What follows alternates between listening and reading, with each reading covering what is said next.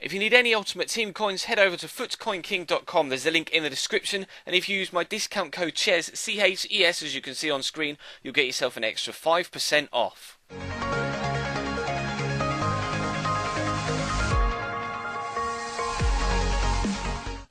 Hey guys, how's it going? Chez back again with another episode of the Dortmund career mode here on Xbox One, and after yesterday's absolute nail-biter in the Europa League against SC Braga, we are through to the next round in extra time. We come up in the next game against Bundesliga opposition again.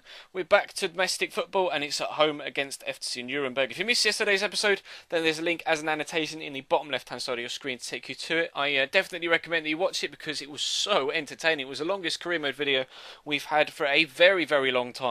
And it was most definitely constant action. But in this one, we're hoping to continue our good run of form and get all 3 points here at home against SC Nuremberg. And we got off to a very good start. Adrian Ramos is top of the goal scoring charts in the Bundesliga, and he continues to push on and continues to score more goals as he puts us 1-0 up. He's been a fantastic acquisition to the club, almost going to pick himself up a second here, apart from a very, very good save by the goalkeeper. And he's been a bargain replacement for Robert Lewandowski. Obviously, we lost Lewandowski, and we're actually going to lose another player here in the not too distant future because Sami Khedira is going to have to come off injured.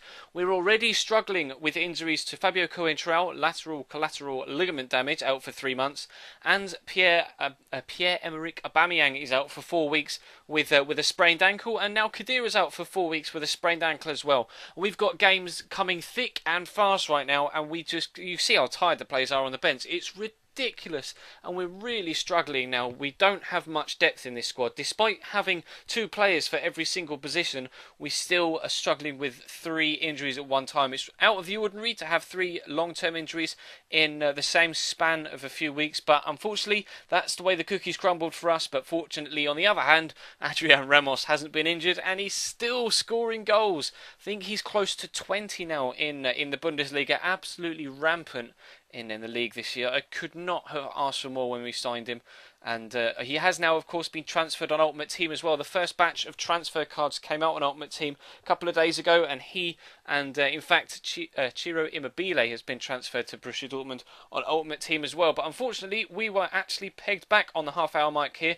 Peckhart got in behind the defensive line and was able to cipher around the goalkeeper, slot it underneath him, and into the back of the net it goes. But we were really struggling with stamina and fitness as we headed into the second half of this game, and it just meant that the game just ran out of steam completely. Both sides were really tired. Clearly Nuremberg are having problems with their fixture congestion as well, and there was only that singular highlight in the entire half. It just couldn't create anything, and as you can see, confirmation that Khedira is going to be out for 4 weeks. Hopefully the fitness staff and the physios and stuff can work their magic and are getting back quicker or sooner rather than later. But as you can see, this was the state of the first team squad that I had to go into the next game against Stuttgart with. If I played the next game, I would just murdered everybody, because when you play a game it uses up a lot more stamina than when you sim a game, and I extremely rarely sim any game on career mode, but I just had no other option in this instance. I needed to have as fresh a team as possible for the next game against Schalke. With the games are coming, we get a game, a day off, a game, a day off, a game, a day off, a game. It's ridiculous how you can't change the layout of your fixtures and just request postponements, etc., due to fitness concerns, and the thickness of fixture congestion is just absolutely insane. Hopefully that's something that's addressed for FIFA 15, although I really don't think it will be, and I've just got a horrible feeling we'll have the same problems next year as well. But I guess we'll just have to take it in our stride. Fortunately, we weren't able to, or unfortunately we weren't able to win, but fortunately the extremely tired squad were able to get at least a point out of that game against Stuttgart, and this was the state of the fitness of the team as we headed into the next game. Of course, all of our injuries, apart from Coentrao, have come in the forward area of the pitch in midfield or up top, and a lot of the players that actually were on the bench are even worse stamina-wise than that, especially Memphis Depay. He's just given absolutely everything. The extra time game in yesterday's episode just didn't help us whatsoever when it came to the overall fitness levels of the entire squad.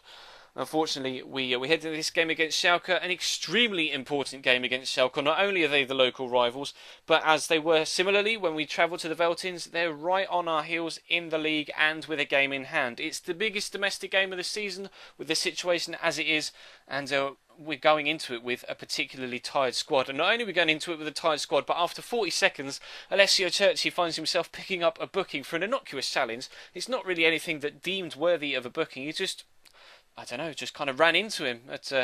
Hoger went down in a heap. The referee booked him, and then I had to be even more careful because if we get injuries and a suspension, it's really going to kill me off in those forward areas. Fortunately, Cerci only picked up a yellow there, and he wasn't going to get sent off, thankfully. So we're trying to create as much as we possibly can going forward in these opening stages because we know we're going to be tired at the end of the game anyway. So we have to take advantage of these early stages. And fortunately, the goalkeeper makes a horrendous mistake.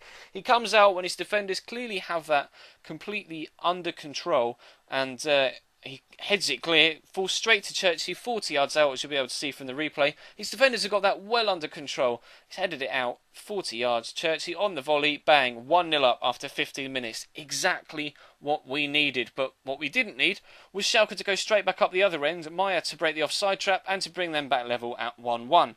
Now, last time that happened, in yesterday's episode, the computer went straight back up the other end after we went 1-0 up. It was against Hamburg, and they went on to win that game 3-1 as our team tired. Now, I was petrified that that was going to happen in this one as well, so I tried my absolute best to grind out as many opportunities as I possibly could, but we weren't able to get another one until stoppage time. But, as you've been able to see, Cerci comes up trumps, and we find ourselves 2-1 up just on the stroke of half-time. They're clearly absolutely distraught in the defensive lines of the Schalke team. The goalkeeper hands on head, Uchida voicing his concerns, and Cerci really, really dominant.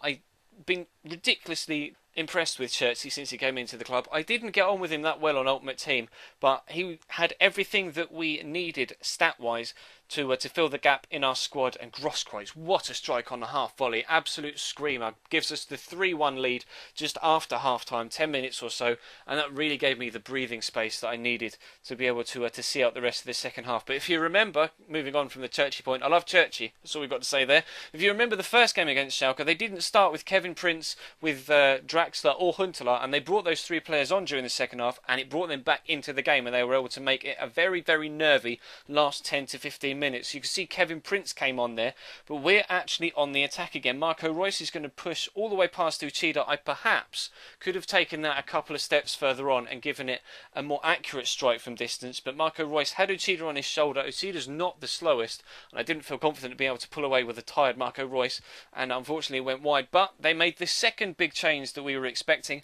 Julian Draxler coming on this time, and we're hoping that that wasn't going to instigate them bringing themselves back into the game just like it did last time we played them. But Grosskreutz is in behind again, brings it down perfectly, keeps his momentum moving forward, and if the first finish was good, that one was even better. First time after bringing it down to cut it across the goalkeeper acutely into the far bottom corner to give us a 4-1 resounding win with an absolutely distraught team. They were so tired after that game. They just had absolutely nothing left to give. But I needed nothing more of them. They were so good in that game. And it's given us a 4-point lead at the top of the Bundesliga. Even though Schalke, Bayern and Wolfsburg all have games in hand, we have the margin to stay on top even if they win those extra games. So we're in fantastic form right now. We've got 3 days until the next game. So hopefully we can at least regain a little bit of stamina for tomorrow's episode, and then I think there's another week's break after that, and then we get back into the fixes again. So hopefully we can sort the fitness situation out. But that's going to bring this episode to a close. Thank you very much for watching, guys. Feel free to smash that like button if you enjoyed, and of course subscribe if you haven't already. There's a link on screen and in the description to do so. You'll also find links in the description to my Twitter and to my Instagram as well if you want to follow me over there, and of course the Footcoin King if you need yourself any Ultimate Team coins. And if you missed the previous episode of this series, then there's an annotation on screen and the over the previous episode section. Of course, feel free to check the channel page for anything you may miss, whether it's this series, this is Dortmund Career Mode, whether it's this series, My Player, which of course will be going up tonight, or Luis Suarez's Road to Redemption, which of course goes up every Monday, Wednesday, and Friday evenings, and Saturday and Sunday evenings as well. If you want to know what and when I upload, there is a schedule in the description and on the About tab on my channel page as well. But that's all for now. Thank you very much for watching. We'll have my player tonight, and I will see you next time.